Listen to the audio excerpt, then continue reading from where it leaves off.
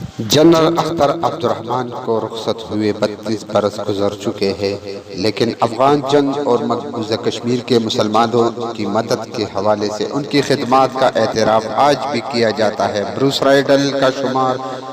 امریکہ کے ممتاز ترین عسکری ماہرین میں ہوتا ہے۔ تقریباً 30 سال CIA سے وابستہ رہے، بروکنگ انسٹی ٹیوشن کے سینئر فیلو اور ڈائریکٹر ہے۔ انہوں نے اپنی اشہرافاک کتاب what we won America secret war in Afghanistan 1979 میں واضح طور پر اختر عبد الرحمن کو جہادی کشمیر کا آرکیٹیکٹ قرار دیا ہے۔ وہ لکھتے ہیں، جنرل ضیاء الحق بھارت سے قطعاً خائف نہ تھے۔ ان کے برعکس انہوں نے افغانستان میں کمیونزم کے خلاف جنگ کو ایک بہترین اور نادر موقع سمجھا کہ افغانستان کے جہادی عمل کو اگلے مرحلے میں بھارت کے خلاف بھی بروئے کار لائے جائے۔ حقیقتاً جنرل ضیاء الحق اور جنرل اختر عبد الرحمن دونوں کشمیر سے متعلق اس نئی منصوبہ بندی میں شامل تھے۔ جنرل ضیاء الحق اور جنرل اختر عبد الرحمن نے اس سلسلے میں اپنے رابطوں کو بتدریج دیگر کشمیری گروپوں بشمول Jammu and Kashmir liberation front تک پھیلا دیا۔ JKLF کی بنیاد 1977 میں برمنگھم میں ان کشمیریوں نے رکھی تھی جو برطانیہ میں مقیم تھے۔ یہ گروپ خود مختار کشمیر کا حامی تھا۔ ابتدا میں یہ گروپ مدد لینے کے معاملے میں متذبذب تھا، تاہم 1984 میں جنرل اختر نے اس سے براہ راست بات چیت شروع کی، جس کے نتیجے میں 1989 میں یہ گروپ ان کوششوں میں شامل ہو گیا۔ اب کچھ ذکر افغان جہاد کا ہو جائے۔ امریکہ اور افغان طالبان کے مابین معاہدہ طے پا چکا ہے، جس کی شرائط سے دنیا آگاہ ہو چکی ہے۔ گویا ایک طرح سے امریکہ نے آخر کار یہ اعتراف کر لیا ہے کہ افغان قوم کو غلام بنانے کا اس کا خواب پورا نہیں ہوا، اور یہی وہ چیز تھی جو شروع دن سے وہ سب عسکری ماہرین کہہ رہے تھے، جنہوں نے سوویت یونین کو اپنی تمام تر فوجی طاقت کے باوجود افغانستان سے ذلیل و رسوا ہو کر راہ فرار اختیار کرنے پر مجبور کر دیا۔ بالواسطہ یا بلا واسطہ پاکستان اس جنگ میں شریک تھا۔ آج یہ کوئی راز نہیں کہ یہ جنگ پاکستان کی مایہ ناز انٹیلیجنس ISI نے لڑی تھی، جس کی کمان اس وقت جنرل اختر عبد الرحمن کے ہاتھ میں تھی۔ وہ بخود پشتون افغان تھے، لہذا افغان قبائل کے مزاج اور ان کی مزاحمت کی تاریخ سے بخوبی آگاہ تھے۔ حقیقتاً سوویت یونین کے خلاف یہ جنگ جنرل اختر عبد الرحمن کی افغان ڈاکٹرائن کے تحت لڑی گئی اور جیتی گئی، اور یہ ڈاکٹرائن یہ تھی کہ افغان قوم آزاد طبع قوم ہے، اس کو غلام بنا کر نہیں رکھا جا سکتا، لہٰذا اس جنگ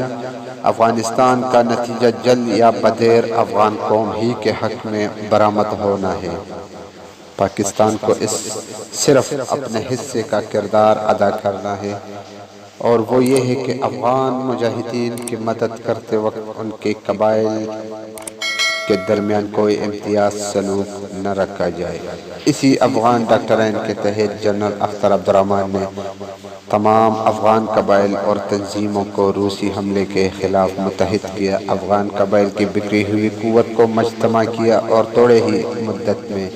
اس کو ایک بہت بڑی فوجی طاقت میں تبدیل کر دیا۔ اسٹیفن ٹینر اپنی تصنیف الیگزینڈر دی گریٹ سے زوال طالبان تک عسکری اور تاریخی جائزہ میں لکھتے ہیں، جنرل اختر عبد الرحمن نے جنرل ضیاء سے کہا کہ آپ بے فکر رہے، سوویت یونین کے خلاف براہ راست افغان قبائل ہی لڑیں گے، ہم پیچھے رہ کر ان کو صرف فوجی اسلحہ اور ٹریننگ دیں گے، اور یہ احتیاط بھی کی جائے گی کہ پراکسی وار کا درجہ حرارت ایک خاص سطح پر رکھا جائے تاکہ سوویت یونین مشتعل ہو کر براہ راست پاکستان پر حملہ نہ کر دے۔ اس طرح بروس رائڈل نے بھی اعتراف کیا کہ یہ پاکستان کی انٹیلیجنس تھی جس نے سوویت یونین کے خلاف افغان مجاہدین کو لیڈرشپ، ٹریننگ اور اسٹریٹجی فراہم کی، اور یہ افغان عوام اور پاکستان ہی تھا جنہوں نے اس خطرناک اور عظیم جنگ کا تمام خطرہ مول لیا اور قربانیاں دیں۔ جس طرح امریکہ خود افغانستان پر چڑھ دوڑنے سے پہلے یہ تسلیم کرنے کو تیار نہ تھا کہ اپنی تمام تر طاقت کے باوجود افغانستان کو زیادہ عرصہ تک غلام بنا کر نہیں رکھا جا سکتا، اسی طرح اس وقت بھی جب سوویت یونین نے اپنی فوجیں افغانستان میں داخل کیے، وہ یہ تسلیم کرنے متذبذب تک کہ افغان قوم سوویت یونین کے خلاف جنگ لڑ سکتی ہے اور اس کو شکست دے سکتی ہے۔ اسی لیے ابتدائی طور پر امریکہ اور اس کے اتحادیوں یورپ نے پاکستان کو اس افغان جنگ کی مد میں مالی یا اسلحی امداد مہیا کرنے میں قطعاً کوئی دلچسپی نہ لی۔ بے یقینی کے ان گٹھا ٹھوپ اندھیروں میں یہ تنہا جنرل اختر عبدالرحمن تھے جو پورے یقین اور اعتماد کے ساتھ مسلسل یہ کہہ رہے تھے کہ افغان قوم سوویت یونین کے خلاف یہ جنگ لڑ سکتی ہے۔ وہ یہ تھی کہ جنرل اختر افغان قوم کے رگ و پے میں دوڑنے والی روح آزادی کو سمجھتے تھے۔ 2 سال کے بعد امریکہ اور یورپ نے ان کے موقف کو سمجھا اور افغان مجاہدین کو مالی اور اسلحی مدد فراہم کرنی شروع کی، بلکہ اس کے بعد جنرل اختر عبدالرحمن نے افغان مجاہدین کو اسٹنگر میزائل مہیا کرنے کا مطالبہ کیا تو وہ بھی پورا کر دیا گیا۔ اسٹنگر میزائل روسی فوج کے خلاف جنگ میں افغان مجاہدین کے لیے کامیابی کی کلید ثابت ہوئے۔ جنرل اختر عبدالرحمن کی جانب سے جنیوا معاہدے کی خلاف مخالفت کے باعث ان کو اجڑی کیمپ کے سانحہ میں ملوث کرنے کی سازش کی گئی، حالانکہ اس وقت وہ ISI کے چیف بھی نہ تھے اور کیمپ کی سیکیورٹی سے ان کا براہ راست کوئی تعلق نہ تھا۔ آج تاریخ کا ہر طالب علم سمجھ سکتا ہے کہ اگر افغان جنگ کی کامیابی کے بعد جنرل اختر عبدالرحمن کی ڈاکٹرائن پر اس کی روح کے مطابق عمل کیا جاتا